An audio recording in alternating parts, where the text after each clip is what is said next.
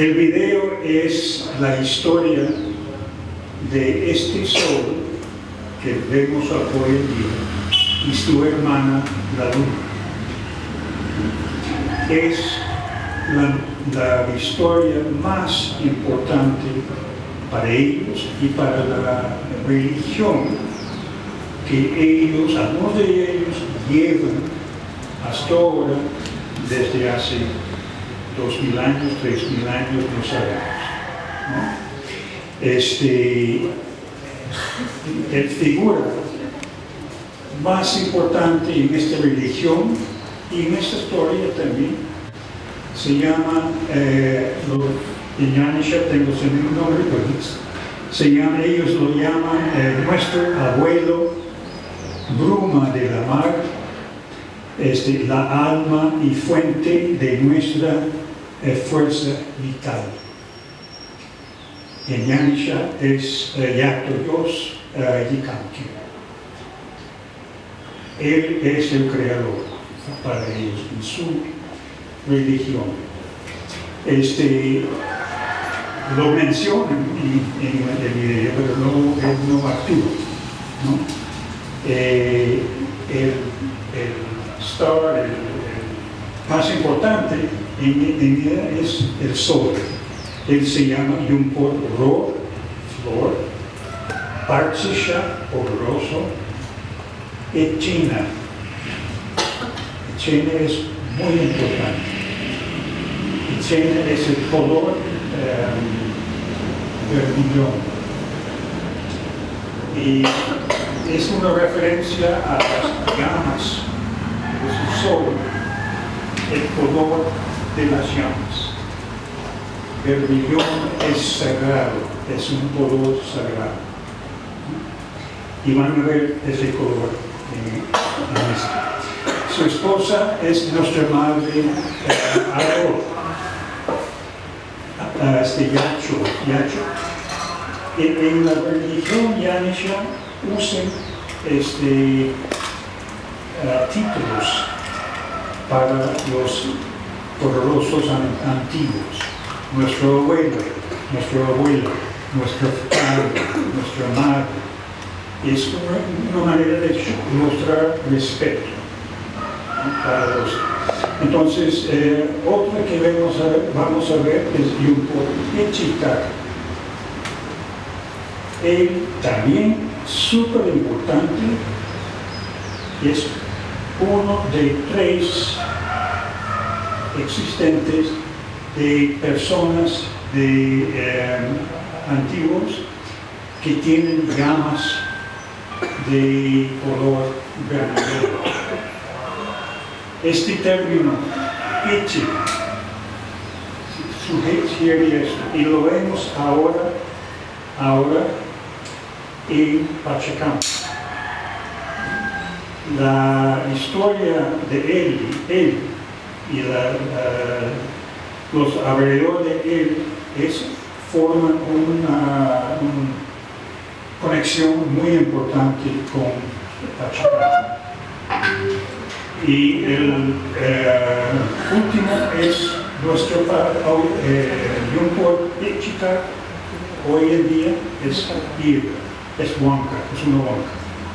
Es un ancestro cambiado a Ira. Otro que ha sido cambiado a piedra es Dumpero. Tal vez algunos conocen. No es, él está más o menos, ¿cómo se llama? Palmasú. Gracias. También es muy importante y vamos a ver ahora en el video. Entonces, esto les da una idea de lo que viene, ¿no? Y bueno, espero que les agrada. Sí, pero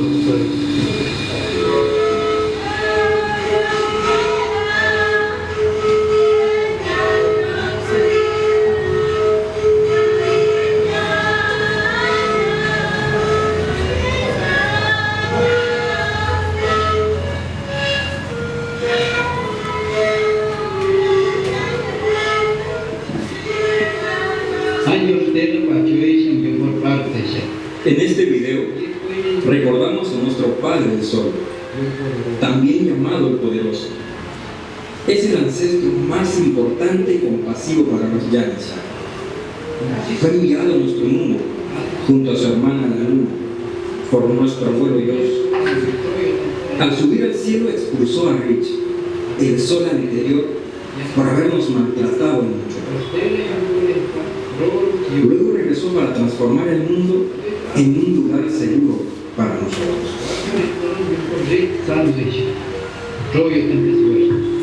Vamos a pescar en el río. Y se fueron a secar un brazo del río. Cuando llegaron, el joven se quitó la ropa y empezó a construir una represa de piedras. Su hermana se fue al bosque con su canasta en busca de hojarasca para rellenar los huecos de la represa.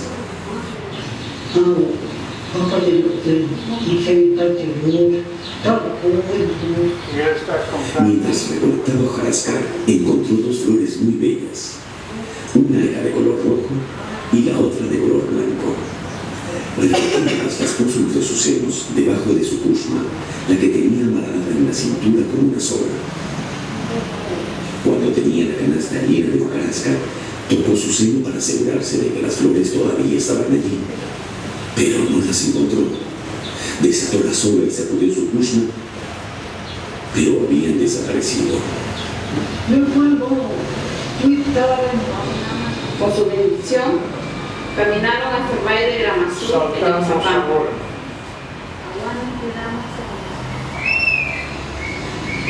Están en el río Gramazú. Ahí, nuestra madre Luna se bañó en una quebrada que hoy llamamos Luna. Y es la luna.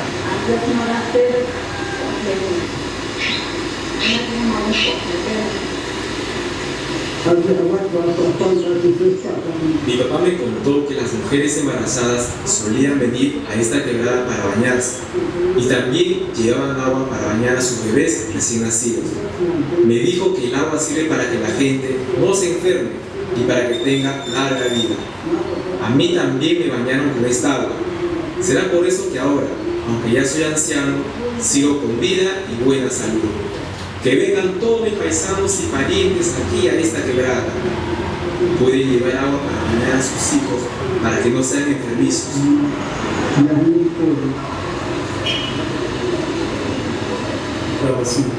La gente vio cómo el Poderoso y su hermana caminaban, así como si estuvieran subiendo una escalera. Hermanos, es verdad, nuestros antepasados nos vieron subir hasta la cumbre. Allí se pararon un rato. El Poderoso levantó las manos, así como yo. Después habló, aunque la gente no pudo escuchar lo que dijo, pero sí vieron que bajaba una nube. Nuestro padre y su hermana seguían elevándose, como el viento. Cuando yo estaba en un punto medio, la nube bajó y nos envolvió. En ese momento, los dos desaparecieron. Después la nube los llevó al cielo, y desde ahí nos alumbra hasta hoy en día. Eso fue la primera subida al cielo. Ahora Luego de un el tiempo, sol regresa. nuestro Padre se compadeció de nosotros y bajó nuevamente a la tierra. Nuestros antepasados anunciaron su llegada con esta canción. Yon por Wakayiche amueraña, Yon por Wakayiche amueraña, Yon por Wakayiche amueraña. Su manera después Descendió a la tierra llevado por las estrellas, y la gente celebró su llegada con esta canción. Sobanera yo por mue, dando me ya enochme, roreya, roreya, roreya, roreya. Sobanera yo por mue, dando me ya achime, roreya, roreya, roreya, roreya. Eso pasó en Cerro Flor, muy cerca al pueblo de Villarrica. Allí se encontraban los templos de nuestros padres, Ero y Camanché. También el de nuestro abuelo Rampat Ramish, con su esposa Mamas. Flor, el poderoso, le dedicó esta canción a Mamas. Rore no trama, rore no trama, rore no trama. Se lo pongan. Rore no trama, rore no trama. Na patoña rore no trama, rore no trama, rore no trama. Gloria, gloria, gloria, no trama, gloria, no trama. Luego, él nombró al guardián de cada templo y les trató de hermanos. Ellos eran nuestros padres, Yompere, Guar y Echeta. Esposa de nuestra madre Mamas. Cuando habían pasado los 5 días y el poderoso no aparecía, John Pérez se molestó y dijo: ¿qué le habrá pasado? ¿Habrá parido mi hermano?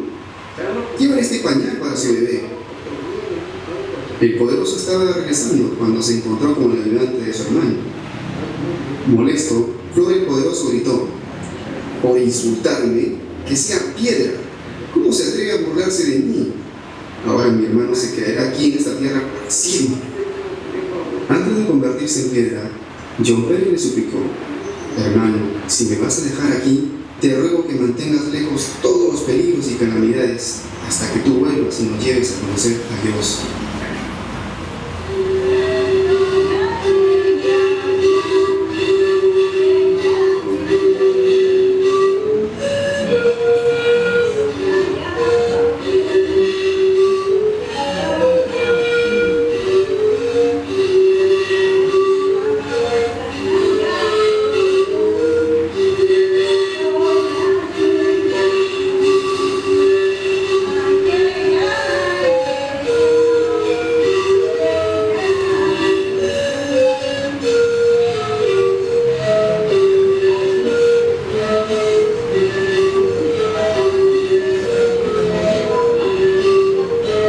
Piedras botadas. Eran los seguidores de nuestro Ahora padre estamos en Echeta. Huancabamba. La piedra grande que está botada en el suelo es la Kushi, que él nos dejó de recuerdo. Es verdad que antes las piedras estaban paradas bien bonitas, pero los mestizos pensaron que había plata debajo de ellas.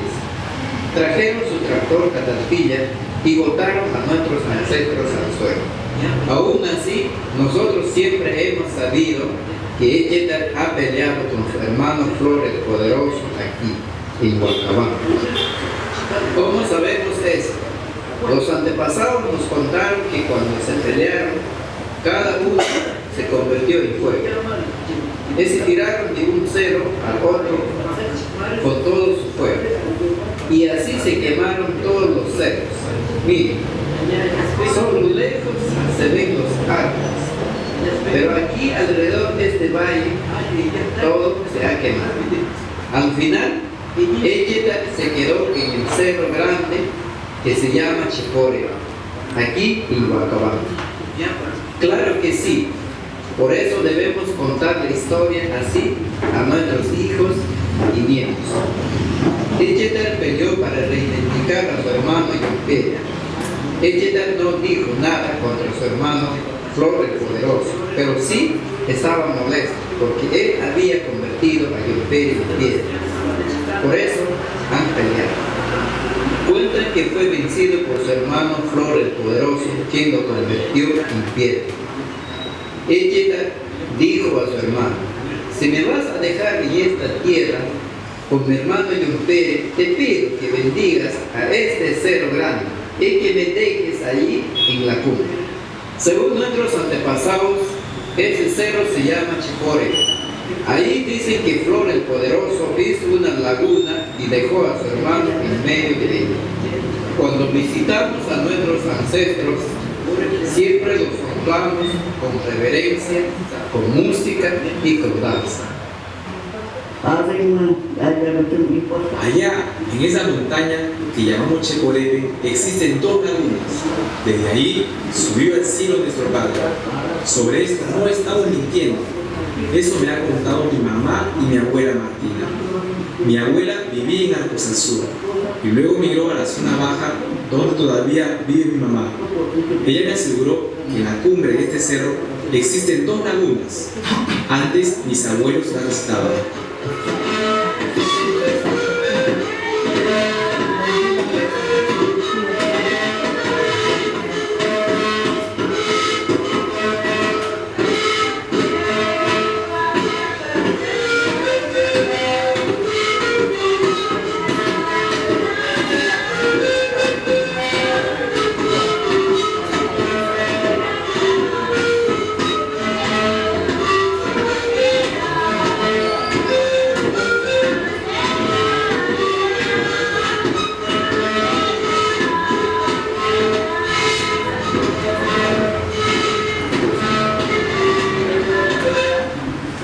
Ya estaba por llegar al cerro, se quedó a dormir en la quebrada llamada Arrabas.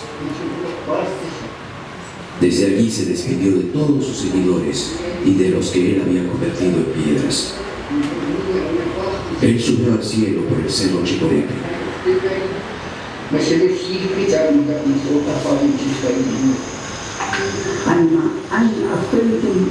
Mi abuelo me llevaba por aquí cuando caminábamos entre Oxapampa y la zona del río Maíz. Él me decía que este cerro grande se llama Checorepe y que desde su cumbre subió al cielo Espíritu Santo, el Poderoso. Cuando él vino a la tierra, existían muchos seres peligrosos para nuestro pueblo. Él los apaciguó. Hizo un largo recorrido por todo nuestro territorio para aplacar y transformar estos peligros. Era cierto lo que mi abuelo me contaba. Nuestro Padre el Poderoso subió al cielo desde esa montaña. Fue después de transformar esta tierra, cuando vino por segunda vez. Subió desde Checorepe y hasta hoy día todavía no regresa.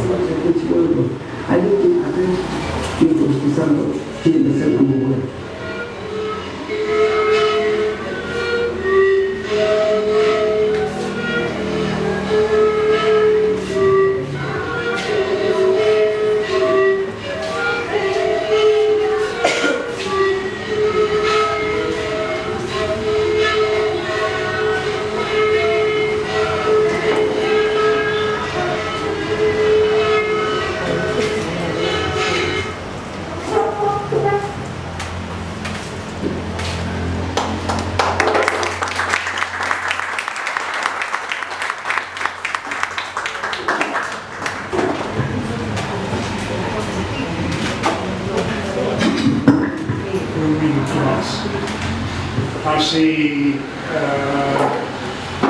3 meses he publicado este libro. El título es Canciones de nuestros ancestros inmortales, música yanisha y la antigua religión del centro Perú Central. Esta copia quiero dejar aquí en la biblioteca, no sé si alguien está aquí en la biblioteca, pero o si no,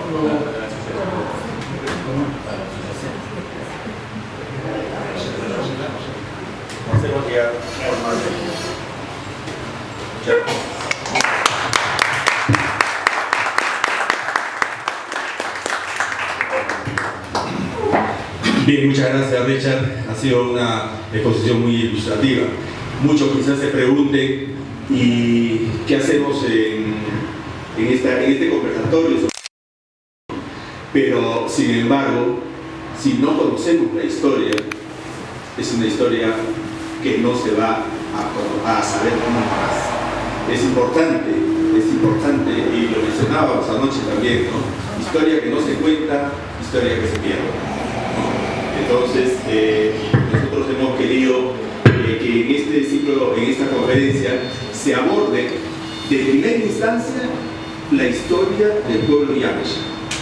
Y hoy nos damos cuenta lo temprano que estuvieron los yamashas en estas tierras. 3.500 años. O sea, una bicoca. Una bicoca.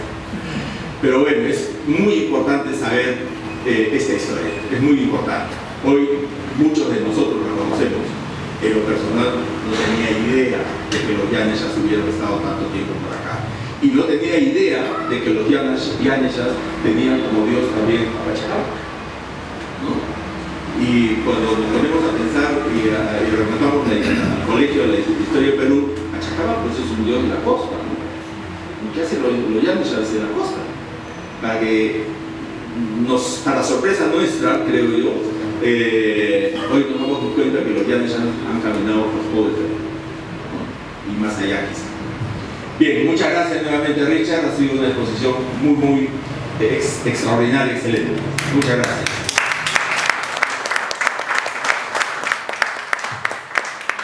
Y ahora sí, nos adentramos un poquito ya a la historia más reciente de Oxapampa. Claro, si hablamos de 3.500 años, se habla de 100 años, ya es muy reciente, ¿no? Entonces, nos remontamos ahora a la fundación, a la llegada de los colonos, cómo se fundó Oxapampa, cómo transcurrieron esos años de historia que nos han contado de distintas fuentes, con distinto tipo de información, con distintos matices y cada uno con elementos propios de las familias que vinieron a poblar Oxapampa en su oportunidad. En primera instancia vamos a invitar a Ernesto Bottger para que nos cuente un poco desde la perspectiva de la familia Bottger, desde la familia del fundador de Oxapampa, pionero también en Huancabamba, toda la historia por él conocida y contada de primera mano, como digo, por sus abuelos. Adelante. Gracias.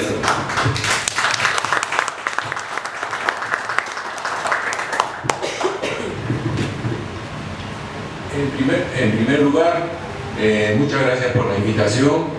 Para mí es un honor participar de esta mesa con tan insignes expositores.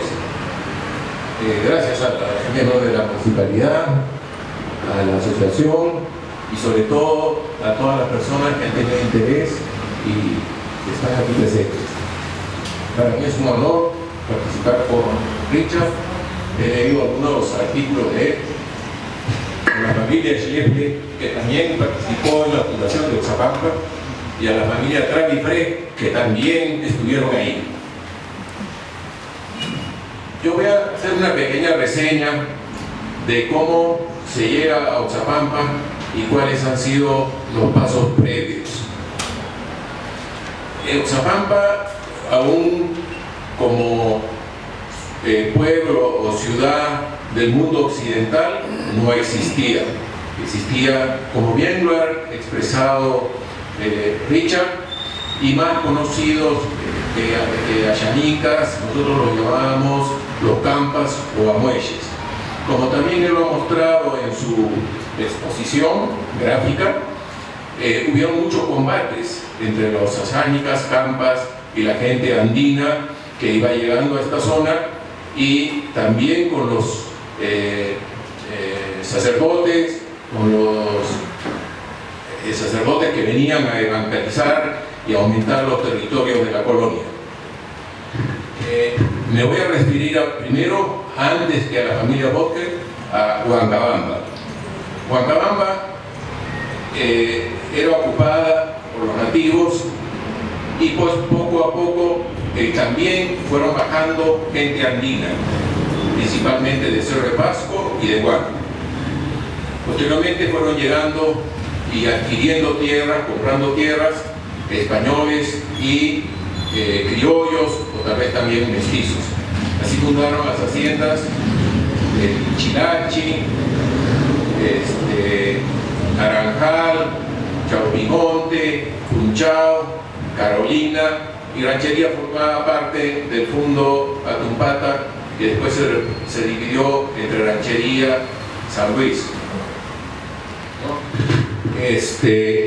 Paralelamente, ya en Cerro de Pasco venía la explotación mineral, la explotación de la plata, y requerían de insumos. Así es que bajan los españoles, acompañados también de andinos y de los evangelizadores, y forman las haciendas para producir productos de ganadería, productos de agricultura, caña de azúcar, aguardiente, naranjas. Hay un fundo que se llamaba desde muchos años atrás Naranjal, ¿no? Inclusive en ranchería había toda una plantación de naranjas. Los Otger no llegan con la colonización del Posuso. La colonización del Posuso fue un proyecto, un convenio que se hizo en la época del presidente Ramón Castilla y fue directamente dirigida hacia el Posuso. Ellos llegaron a la isla San Lorenzo primero, pasaron luego a Huacho, donde estuvieron una cuarentena y ahí fueron abandonados a su suerte. Inicialmente eran como unas 300 personas y solamente llegaron 170, ¿no? Y a que se las vean. Ahí fue realmente están en el Fundo Pacayal, que es por Barranco más o menos, ¿no?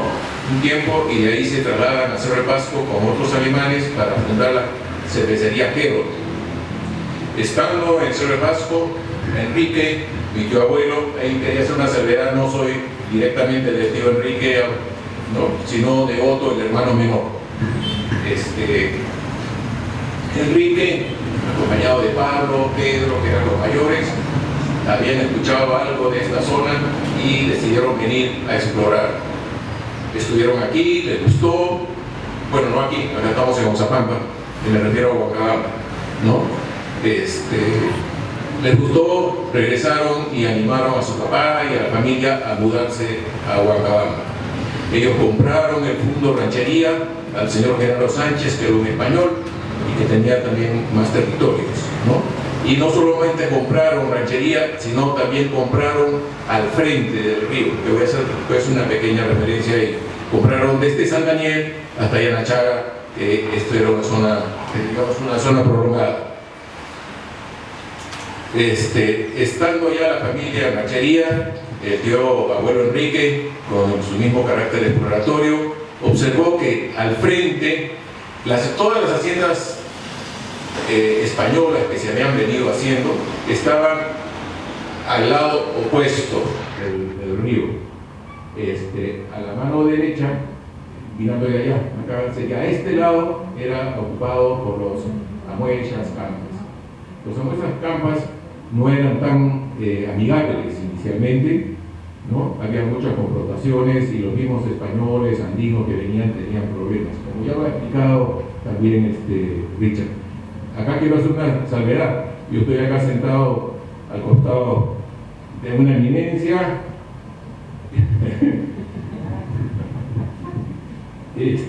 Entonces no tengo ese nivel, hay un abismo, ¿no? Bueno, entonces Enrique observó que pasaban al frente unos amoeches, unos campas, y los fue observando. Ahí por San Daniel había, no sé si exista todavía, una fuente de agua sulfurosa, que algo hemos visto ahora en la filmación. Entonces él observó ahí que llegaban al agua sulfurosa y también llegaban animales a tomar esa agua, y ellos hacían ahí su cacería. Lo siguió observando y avanzaban a más hacia el Tepanazú y Grapanazú, donde había unas piedras y una choza, y en esas piedras ellos iban a hacer su adoración, como ahora también lo hemos visto, a la luna y al sol. Entonces Enrique dejaba unos pequeños recuerditos, unos pequeños regalos que no creo que hayan sido muy significativos, porque en la época de los medios, sí, unas cosas chiquitas, ¿no? Yo escuchaba, y mi hermana me lo aclara, espejitos y estas cositas. Los campas y amueches le retribuyeron dejando unas bandas, unos poronguitos con miel. Pues Enrique fue, y en el momento que estaba recogiendo esto, fue atrapado por los amueches. Los hermanos que habían ido acompañándolo pudieron huir. A Enrique lo atraparon y se lo llevaron. No tengo claro cuánto tiempo estuvo en poder de ellos, pero se lo llevaron a la zona de Tuyura, del Gran Pajonal, que era aparentemente una zona central, ¿no? Allí lo hicieron cacique, el cacique blanco.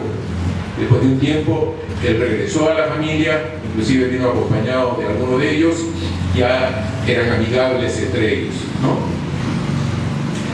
A través de los campas y amuelles, y esto es muy importante y trascendental para la zona no solamente de Oxapampa, sino también para Chanchamayo, para Posuso y para otros puntos. Ya Enrique, siendo parte de ellos y parte también de la familia civilizada occidental, como quisiéramos llamarlo, ¿no? Se enteró de la existencia de Oxapampa al venir por sus caminos y les gustó también esta zona. También se enteró de la situación de los alemanes que estaban en Posuso. Entonces se va al Posuso y invita a algunos alemanes que él podría traerlos a Oxapampa para sacarlos de esa situación tan difícil por la que estaban atravesando. Inicialmente fueron muy pequeñas familias las que tenían a correr el riesgo, pero él les dijo con 4 o 5 familias esto no se puede hacer, y se instalaron como 12 o 13. Posteriormente se amplió. Vinieron a Oxapampa, se instalaron, y ahí ya Enrique no estaba solo, sino también contaba con la familia Schrader, familia Schlefle, que colaboró mucho en la fundación de Oxapampa, ¿no? Y también vino la familia Freck de ayer, ¿no? Estando ya aquí, por eso yo considero trascendental el encuentro en el punto de adoración a la luna, al sol, por los amuelles y la familia Botger y el otro mundo, digamos, occidental, ¿no? Porque esto sirvió para el desarrollo tanto de Oxapampa como de Posuso y la hermandad ya con los amuelles y campas. Con los amuelles y campas, el tío Enrique Abuelo conoce también la ruta que seguían ellos hacia San Luis de Shuaro, hacia Chachamayo. Entonces hace esa ruta y pide colaboración ya a su hermano Pablo y a otras personas que pudieran cooperar, y hacen la trocha hacia Soborno inicialmente y luego ampliaron a San Luis de Shuaro, donde con el misionero que estaba ahí hicieron un acuerdo que el misionero llevara adelante hacia Chachamayo el camino, la trocha, y Enrique Botger con los fondos que él había podido recaudar aquí y llevar a esa extensión. También es importante señalar que Enrique Botger, con cooperación de otras personas, él fue el fundador, el líder, pero fue acompañado de muchas otras personas, tanto de Oxapampa como también de la sierra. No existía, sino ya había el pueblito de Oxapampa. Nos fundaron Oxapampa el 30 de agosto. En Posuso es importante el 25 de julio porque fue la fecha en que ellos llegaron allá, ¿no? Y ¿a dónde iba? Era un pueblo. El distrito era Huancabamba, que era un distrito de la provincia de Pasco. Huancabamba fue la fuente para Oxapampa. Posteriormente se hace provincia Oxapampa, me imagino que fue cuando se hizo el departamento de Pasco, y Huancabamba pasa a ser distrito de Oxapampa. En Oxapampa, la provincia, se hacen 3 distritos o 4, la provincia de Oxapampa, la provincia de Oxapampa con el distrito Oxapampa, su capital, Chontabamba, Villarrica y Huancabamba, 4 distritos, después se ha ido ampliando, ¿no? Y así fue que se llevó a cabo la fundación de Oxapampa, la hermandad con los Ayánicas y Campas, y nuestra ciudad es una conglomeración de varios grupos sociales, si quisiéramos llamarlos. Los españoles, muy acompañados de la Iglesia Católica, los andinos y también los austroalemanes, ¿no? Entonces acá tenemos un gran mestizaje.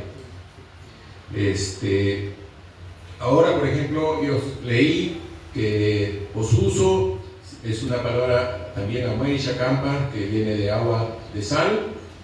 Chayapeya, que es el cerro que hemos visto ahora, que efectivamente hay una laguna muy pequeña en la cumbre y hay una más chiquitita más allá, ¿no? Que la conocemos, esta ranchería. es un vocablo amueya. Y Oxapampa es un lenguaje quechua. Entonces tenemos un mestizaje tremendo, ¿no? Porque Pampa no creo que sea quechua, sino tal vez español, pero ¿cómo se llama? Oxia es Pampa de paja. Bueno, eso era más o menos en grandes rasgos lo que yo quería expresar de cómo vinimos de Huacabamba a Oxapampa y cómo hemos continuado para atrás, ¿no? Y nuestras familias ahora están en Oxapampa, están en el Perú y en el mundo.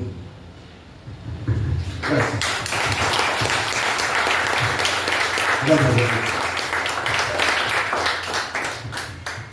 Y quiero permitirme hacer una breve acotación.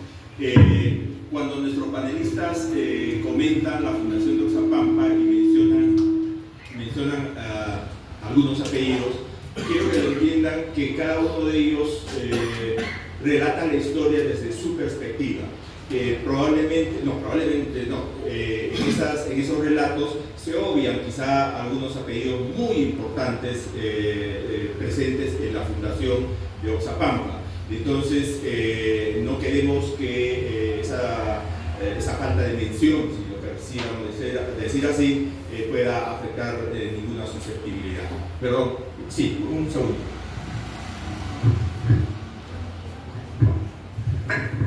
Sí, me referí, bueno, a la familia Botger, porque soy de la familia, y Enrique Botger tuvo participación activa y tal vez tinigeria en esto. También mencioné a la familia Schlefle y a la familia Traifre, porque ellos están acá en el panel y participaron y los nombré por ellos, porque estoy acompañado con ellos. Y así lo tuvo. Era bueno. Pero la relación de las personas que vinieron, aquí la tengo y lo puedo mencionar. Enrique Botger Troy, Augusto Gustafsson y su señora, el señor Carlos Frey, Jorge Hasinger padre, su señora e hijos Juan y Sebastián, Jorge Hasinger también, con María, Elisa y Juan,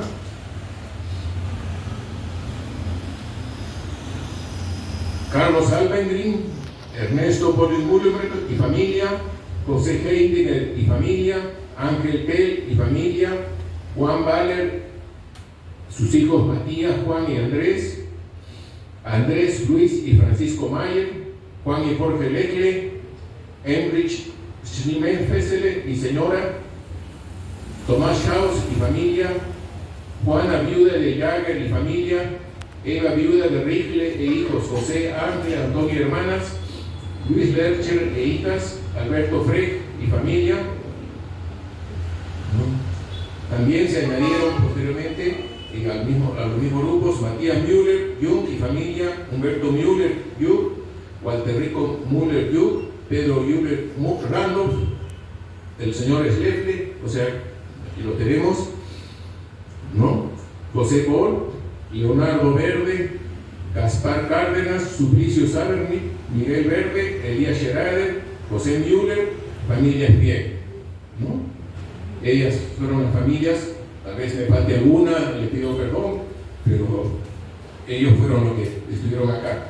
También puedo mencionar que posteriormente se fundó Villarrica, también por un señor Leopoldo Kraus Clark, que era un alemán que también vino acá, ¿no? Ok, eso es todo, perdón por la omisión en antes. Muy buenas tardes, muy agradecido por la invitación y gracias a todos los presentes. Les voy a hacer una pequeña histórica de cómo fue colonizada esta parte de la selva. Vamos a empezar desde que llegaron a Posuso en 1849. El primer grupo llega en 1859 y el segundo grupo llega en 1878, de los cuales la mayor parte de colonos que vienen para aquí vienen casi del segundo grupo, porque del primer grupo se fueron primero a Mayo y les fue mal Mayo porque se moría la gente por las enfermedades que habían allá y volvieron hacia Posuso, y en Posuso ya no había más terrenos para poder asentarse. Entonces ven la opción de salir hacia Huancabamba para buscar nuevas tierras y para poder abastecerse. Y ellos ya empiezan a salir de Posuso para Huancabamba. Y el señor Rufino Cárdenas, con otras 2 personas más, y el señor Enrique Botger, son los que ayudan a hacer la trocha de Huancabamba para allá, para que puedan salir hacia Huancabamba. Y ahí salen ya las primeras familias, Miller, Rufner, Heidinger, otros más. No quiero decir muchos nombres porque me olvido y me pongo en problemas. ¿Ya? Y llegan a Huancabamba, ahí los que consiguieron terreno, trabajaron en sus terrenos. Los que no tenían terrenos han tenido que trabajar arrendados ahí. Y estuvieron buen tiempo ahí, hasta que el señor Muyenburg, que era un colono bohemio aventurero, se compra un terreno en Chotadamo de una señora de Cerro de Pasco y se viene con el señor Botger, Hasinger, Rufner, Heidinger, Scheralen a buscar los terrenos aquí a Chotadamo. Y encuentran el terreno en Chotadamo y se dan con el caso que había una pampa inmensa aquí, con un clima benigno, que entonces dijeron aquí, invitamos a los de Posuso para que vengan a colonizar esta zona. Y con esa idea se vuelven a Huancabamba y invitan a los colonos para que vengan a colonizar esta parte. Y vienen los primeros colonos a hacer los sembríos acá en 1890 y se asientan aquí, hacen los sembríos para poder sacar a los 46 colonos que salieron un 18 de agosto de 1891 y llegan a Oxapampa el 30 de agosto de 1890 y se asientan aquí en Oxapampa, y cuando llegan se empiezan a repartir los terrenos con los que llegaron y dejaron 180 hectáreas para lo que era el pueblo y lo que es ahorita Oxapampa. Y de ahí ya, eso fue la primera colonización. Ahora voy a hablar de mis abuelos Schlefer. Ellos ya fueron otra colonización aparte, que vienen en 1895, invitados por el señor Jorge Hasinger, que hizo una invitación para que puedan venir a Oxapampa para poder trabajar aquí. Y se enteran y se viene mi bisabuelo Rodolfo Schlefer con sus hijos, la familia Giroao con su esposa, y Vogel con su esposa y Moses con su esposa. Ellos son los que vienen en esa época. Y en 1929 ya viene la familia Miller, que son los de la Cerradera, y ya se asientan aquí y trabajan aquí en Oxapampa. Primero se asientan, hacen su pueblo como cuando caían las casas y hacen varios planos hasta que viene el señor Segarra y hace un plano definitivo y empiezan a acomodar todas las casas como es el pueblo ahora en Oxapampa. Ese es un pequeño, porque si tendría que contar, les cuento toda la noche porque hay más cosas que contar, hay bastantes cosas que contar. ¿Ya? Muy agradecido por su atención. Muchas gracias.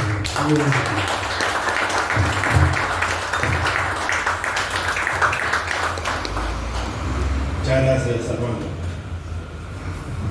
Como nos vamos dando cuenta, las historias son muy enriquecedoras, ¿no? Lo digo despacio porque si no se les venga la traba. Son muy enriquecedoras. Yo creo que cada uno, desde su perspectiva, va a ir formándose una idea de cómo fue la fundación de Oxapampa, cómo se desarrollaron y transcurrieron los días en los que llegaron los primeros pobladores a Oxapampa. Pero bien, voy a invitar ahora a Enrique Travi para que nos cuente también la historia desde su perspectiva.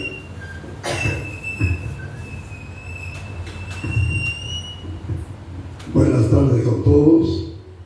Agradecer a la OXA por la invitación a participar con este simpático panel y sapiente panel. A ustedes, amigos, por su atención, muy agradecido por su presencia. Bueno, realmente se ha dicho todo, o casi todo, sobre la fundación de Oxapampa. Yo quiero centrar mi comentario en Huancabamba. Señores, lo que es historia es historia. Sin Huancabamba no existiría Oxapampa.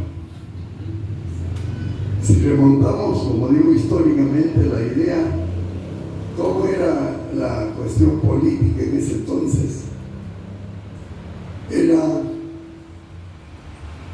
el departamento de Junín, la provincia de Pasco y el distrito de Huancabamba.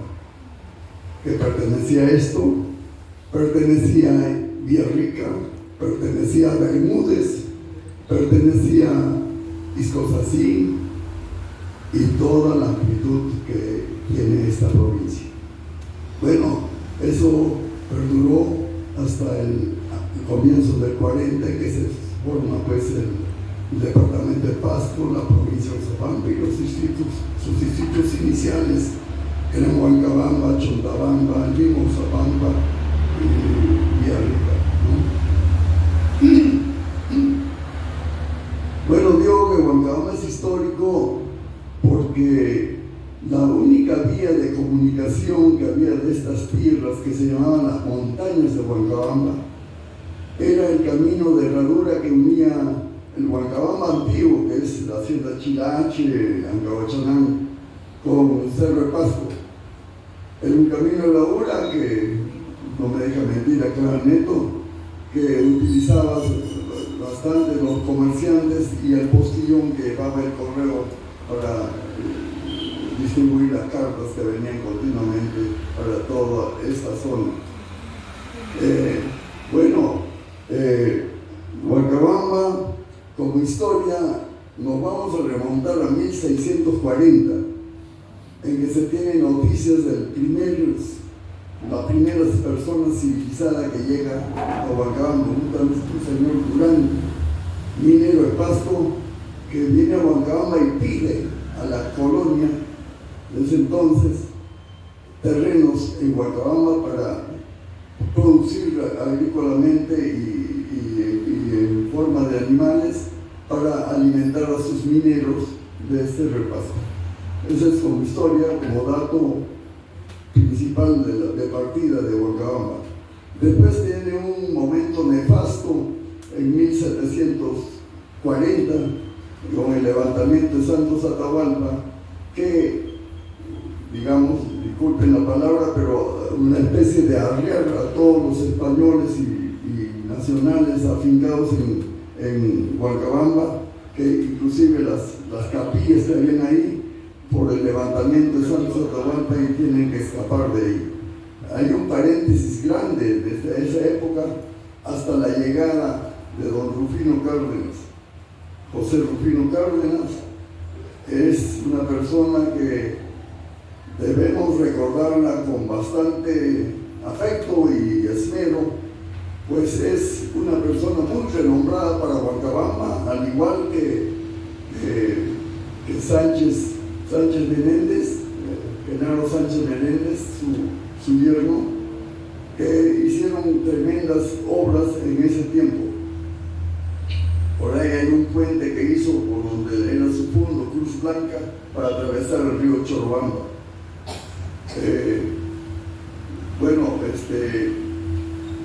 Hablando más de estos par de señores y otros, por supuesto, Bravo, etcétera, y de los puntos que existían ahí, esta pareja de personas tenía mucho impulso para el mejoramiento de Huancabamba.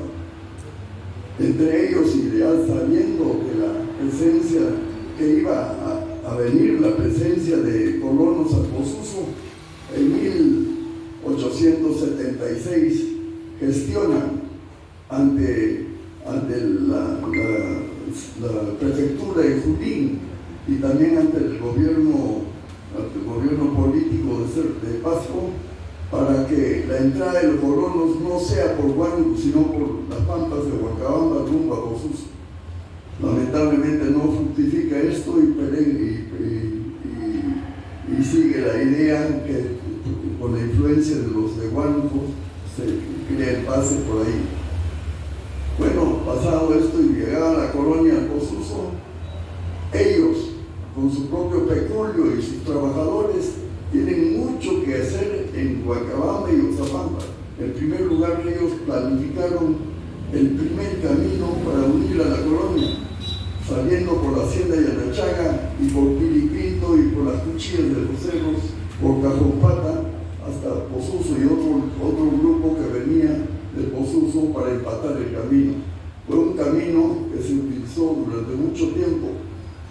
Venían, les voy a contar un poco porque yo tengo la memoria de cuando era niño, de la llegada de los posucinos al negocio de mi padre en Huancabamba.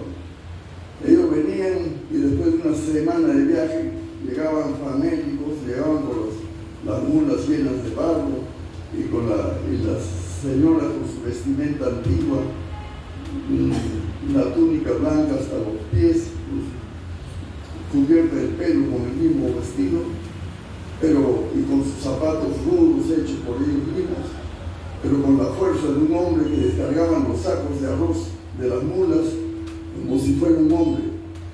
No solamente, y traían entre otras cosas el arroz que les digo, un buen arroz que yo me recuerdo y lo he probado, de grano grande y de muy buen sabor, que supongo que se ha perdido ya esa variedad, seguramente se han encontrado variedades más productivas.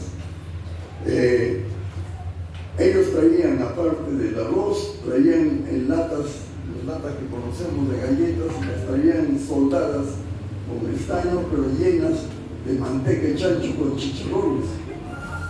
El chicharrón y su manteca perdura por bastante tiempo, ustedes mismos lo saben. Llegaban y era un chicharrón muy sabroso porque era criado en forma doméstica. Traían zapatos, como les digo, y esto acá aprovechando la idea de la familia Frey que está haciendo una especie de zapato de la colonia para el desfile. Adelanto, disculpen,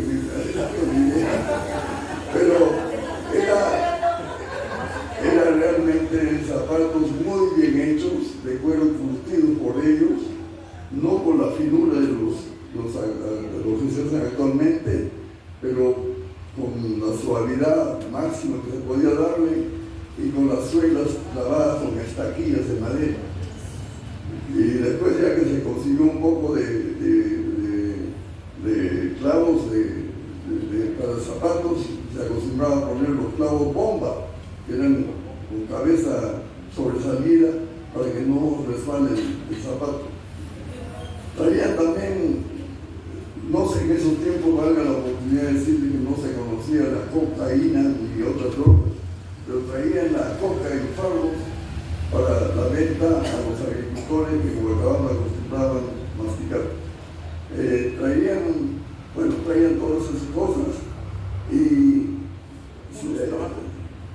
dormían en el corredor grande que tiene mi casa, porque venía bastantes personas, no había la capacidad para acogerlos, pero después de una semana de descanso compraban lo que precisaban allá, géneros, utensilios modernos como pueden ser lámparas, querosene para sus cocinas, pólvora, balas de cartucho o de calibre 22, que más se acostumbraba a la gasolina, anzuelos, etc. Las cosas que necesitaban ellos. Eso para contarles cómo era el movimiento en ese tiempo. Una anécdota, aprovecho si es permitible, una anécdota que le estaba comentando acá a mis amigos panelistas. Después, una persona que llegó a ser el esposo de una prima de Clarita Chaux,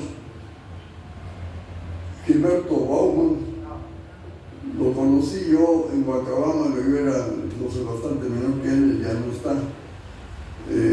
Lo conocí porque llegó con el grupo de Posucinos, era un joven de unos 17 años, bien plantado, un gringo bien alto y fuerte, y nosotros éramos unos niños pues, de 10, 7, 8 años o 12 máximo, el mayor. Y estábamos dándole vuelta a un árbol de nogal que había frente a mi casa. Y yo vi parado al costado de nosotros un primo que nos miraba en forma muy eficiente. Y da el caso que años después, ya el mayor, nos encontramos en la veterinaria de Pepe Lucho y me dijo: oye, gringo, ¿te acuerdas cuando yo los vi montando la bicicleta alrededor del árbol de nogal? Sí, me acuerdo clarito, pero ¿sabe qué pensé yo? ¿Cómo ustedes no se caen si eso no tiene? Nunca había visto una bicicleta. Para que ustedes sepan lo abandonado que estaba ese grupo en Pozuzo. Bueno, ¿qué más quiero aportar?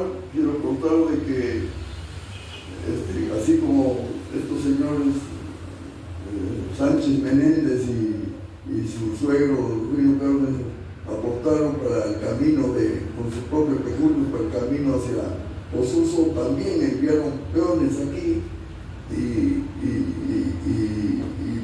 dinero para poder avanzar la trocha que se hacía hacia San Luis de Shuar.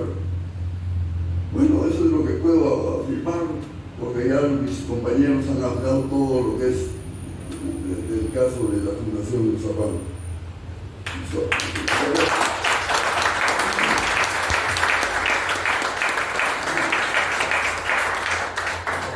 Creo que Ernesto quiere aportar algo. Sí, agradezco a Enrique Agrico por su mensaje y me ha traído a la memoria dos aspectos. Uno, cuando habló del correo y lo importante que era, el correo empezó a funcionar en la casa en ese tiempo de mi abuelita, después construida por mi papá muy joven, porque la casa inicial, la casa antigua, se había caído con un terremoto. Entonces hicieron la casa nueva, que es la que hasta actualmente, que ya tiene 100 años y funciona, ¿no? El correo lo fundaron mi abuelita, se atendía gratuitamente, o sea, no había sueldo ni nada. Consiguieron que los autorizaran a recibir las valijas, funcionaba en la casa. El postillón venía de la sierra, llegaba los viernes, a veces a pie, por la cordillera, a veces con mulas o caballos, y traían también sus llamas, porque a veces aprovechaban de traer a otras cositas para vender, como papas o algo así, ¿no? Dormían en la casa, se los alimentaba en la casa, y los sábados se regresaban. Ellos traían los periódicos como ladrillos, traían todas las cartas que se distribuían. Mi papá tenía ahí un casillero en orden alfabético, entonces recibía las cartas, Germán Travi, Botger, Fernández, en fin, y los viernes, sábados y domingos eran pues días de visita muy fuerte a la casa. También había personas que obviamente no sabían leer ni escribir, pero tenían familias que ya se habían ido de Huancabamba o de alrededores. Entonces recibían las cartas y le pedían a mi mamá que se las leyera. Para eso mi mamá las hacía pasar adentro, para que las otras personas que estuvieran esperando ahí poder recibir sus cartas no escucharan. Les leían sus cartas, les preguntaba qué querían responder y les escribía la carta de retorno. Les invitaba a sus dulcecitos y así fue. También la otra anécdota es, yo tuve la suerte de conocer a don Germán Travi.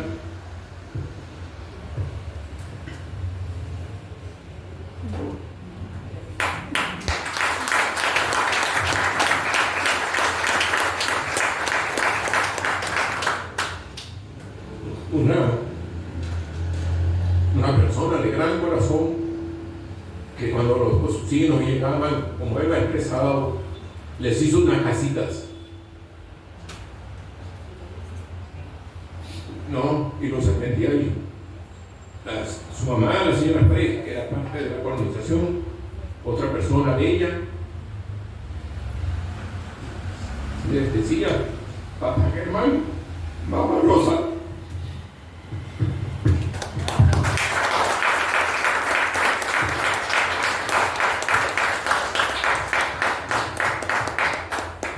Muchas gracias por tu recuerdo, mi querido Neto. Simplemente para recordar también yo iba de chico a recoger el correo con mi perro y una cuadra antes tenía que hacerlo dormir a mi perro con algo mío, porque si llegaba al correo a la casa de don Federico, allá habían como 8 perros. Menos mal que mi perro era obediente y me esperaba ahí. Bueno, y don Federico era muy celoso con las cartas comunes, cartas para don Fernando Trevi, anualmente certificadas, que pedí tu papá. Así que es muy cierto eso. Solamente para añadir una cosa que siempre se queda algo en el tintero. Como ustedes comprenderán, hemos hablado que el camino que no se hacía a Uzapampa, etc., habían llegado por otro, pero no han transitado el camino. Y al comienzo, los colonos no salían a Huancabamba, sino iban por camino antiguo que vinieron hacia Cualco, hacia el distrito de Cualco, ¿no? Hacia Panao.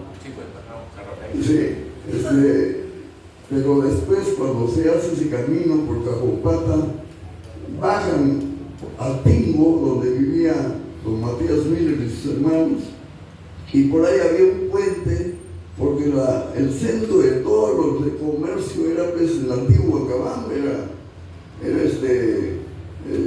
la hacienda Chilachi, sobre todo, ¿no? Entonces ahí era el intercambio, además que llegaban la comunicación de Cerro de Pasco a través del puente en Guayramayo, ¿no? Y entonces ahí es una salvaguarda hasta que se hizo el camino para Uzapampa, bien hecho, hasta Huancabamba, y ya existía también mi casa, la hacienda de la Chaga, y como dice muy bien Neto, había el intercambio también con la sierra, venían con sus llamas con papas, con mantas, etc., una especie de trueque con cosas que se llevaban de allá. Solamente esa acotación. Muchas gracias.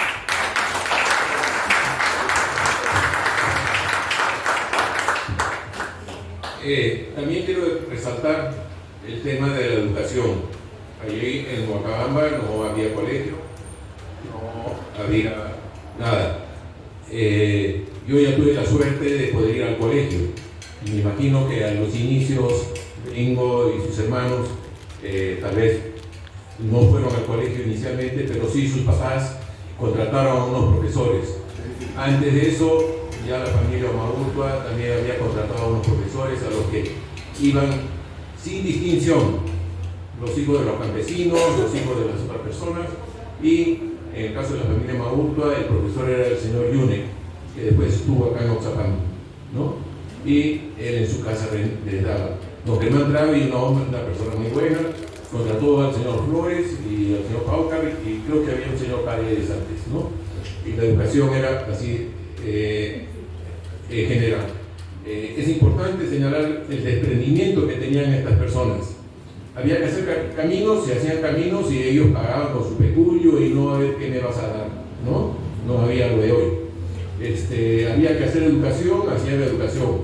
Don Germán Trani, además de ser un comerciante próspero, también un agricultor, era una persona que prestaba apoyo. A mí me ha puesto miles de inyecciones. Yo de niño fui enfermo y él me inyectaba.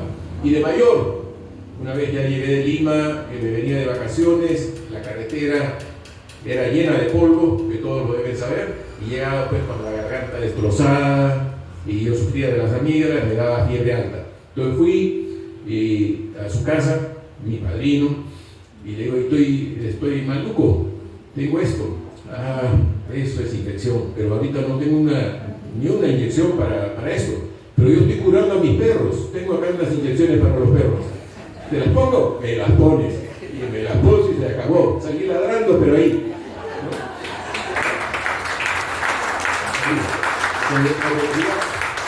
Lo que quería mostrar era cómo se vivía ahí, ¿no?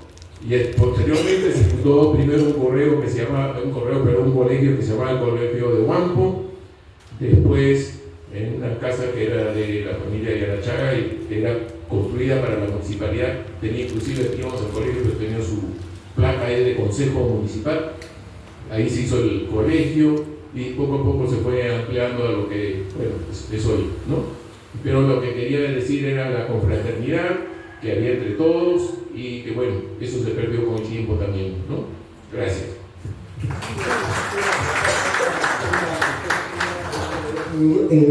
En educación, aquí en Oxapampa, la primera profesora fue Federica Haxmeister, que era la mamá de mi abuelo Alberto Schleffer.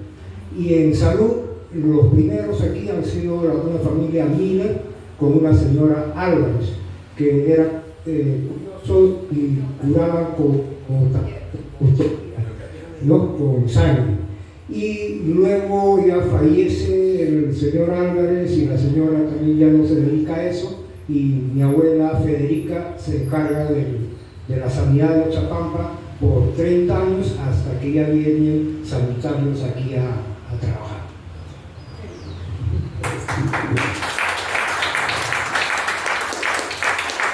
Hablando de educación, recordarle acá a Armando que también fue profesor C acá en Oxapampa, el señor Pipac. Bueno, quería, a lo que comentaba Neto, justamente nosotros estábamos reconocidos en nuestra escuela fiscal, la 34221, por favor, me acuerdo. Teníamos, estaba autorizada la escuela hasta el segundo de primaria. Así que se trajo en aquella época a dos jóvenes, el profesor Paucar y el profesor Flores. Entonces se estudiaba hasta quinto, pero no estábamos reconocidos ante el Ministerio de Educación. Así que nosotros teníamos que venir a dar el examen de primaria a Yapatizú, a la escuelita que había ahí, solamente para recordarles. Y un honor a los profesores que nos han precedido, Paucar y Flores, que tal.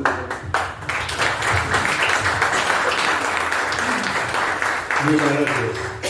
Como se darán cuenta, cada uno va rememorando sus historias y recordando todas esas anécdotas que han ido teniendo durante sus vidas. Y si seguimos, podríamos estar semanas acá sentados, ¿no? Bien. Muchas gracias.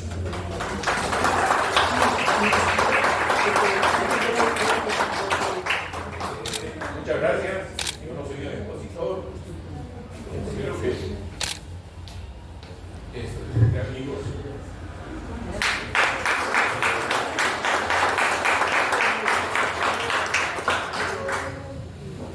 Reconocimiento para el señor Armando Schlefly.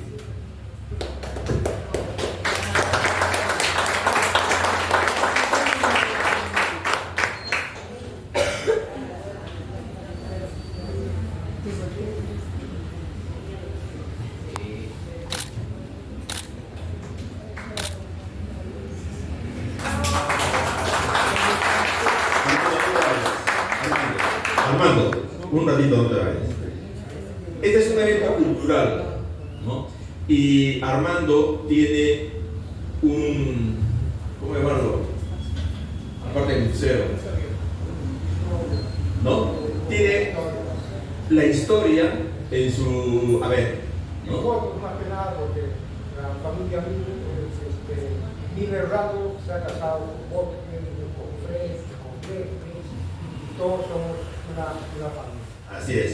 Entonces queremos hacerle también a Armando un reconocimiento por el museo, la Casa Museo Schlefly, que nos viene brindando no solamente a los locales, sino a los turistas, mucha tradición, mucha historia, y eso creo que es necesario que se reconozca y se mantenga en el tiempo. Armando, felicitaciones y muchos éxitos y que siga creciendo el museo.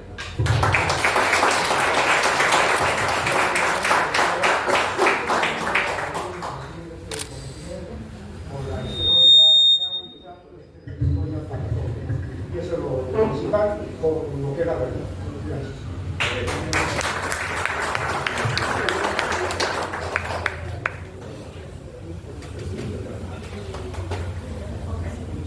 Vamos a tener un pequeño break.